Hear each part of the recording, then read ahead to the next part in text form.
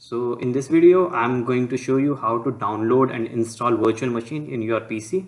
So it is useful to change your OS operating systems. So inside Windows you can install Ubuntu and work on Ubuntu. So it will be helpful in the future videos where I will show you how to use Align tool. Let's open the browser again and type GitHub. Just hit enter and go to your search box and search Sayyid. Okay, now you need to open this and go to the Sayyid repository, and here is the repositories. So you need to open the MSVSD 4-bit UC. Okay, so go to the week 1 folder, and here in the readme file you will see how to install Oracle VirtualBox and Ubuntu 20.04. So click on this link for the VirtualBox. In this video I will also show you how to download Ubuntu 20.04. So actually you can download Ubuntu 22.04 also, but I recommend you that you should download the 20.04 because a lot of tools like Magic and XScam works well in 20.04 as compared to 22.04. So you should download 20.04. So it will be sync in us. So let's download the Windows host. It is downloading. I'm using the Windows machine, that's why I'm downloading the Windows. If you are using Mac OS or Linux, you should download from here. So it's downloaded. Just open it. Next. So I'm installing at the default place. Okay, now it's installing. Let's wait for it. In the meantime, I show you how to download this Ubuntu 20.04. Just click on this link and here we go. So here 20.04.6 it's the best version to use the VLSI tools. So here I'm using the desktop image. We can also use server image, but it needs internet, so I'm going for the desktop image. It's a big file, 4.1 GB, so you need to have patience for its download.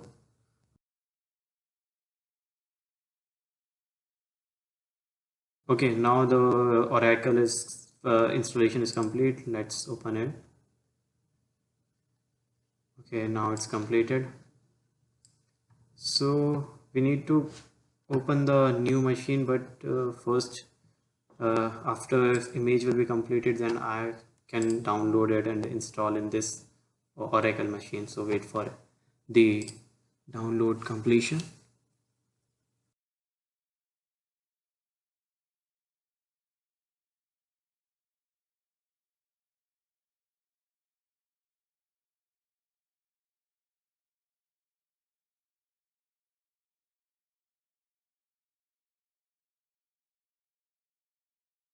Okay, so our Ubuntu 20.04.6 desktop image is downloaded. So just see where it is. So it is our download folder. So let's go to your Oracle virtual machine and hit go to the new folder, and just you can give any name to this. Let me give it Ubuntu. Okay, so now select the folder where you need to install it. So I suggest, and it is required actually, that you have minimum 200 GB of space in your drive. So here I have 596 GB of space, so try to have at least 200 GB of space in your drive. So I'm selecting this, select folder and ISO image. Here I will select the image which I have downloaded in my download folder. So I'm selecting this and now click on next, and here change the username. Let me give this Sayyid, and here you need to give your password. I'm giving mine. Okay, now next. Now it's important, so you should select the maximum value of green color. So I'm selecting 49841. It is the maximum. Let's select this 4903, and CPU I will select the 5. So because it's maximum is 6, you can select 6, but don't select in the red because it will hurt your performance of PC. So I'm selecting the 5 CPUs processors. Next, and it requires a space. So now here you have to minimum of 200 GB of space. So I'm selecting, let me select 250. You should have at least 200 GB of space, which I recommend. Okay, so it is 250 GB. Now it's virtual machine. Okay, next. Now it's finished. Click on finish. So now it is creating your image. So wait for it.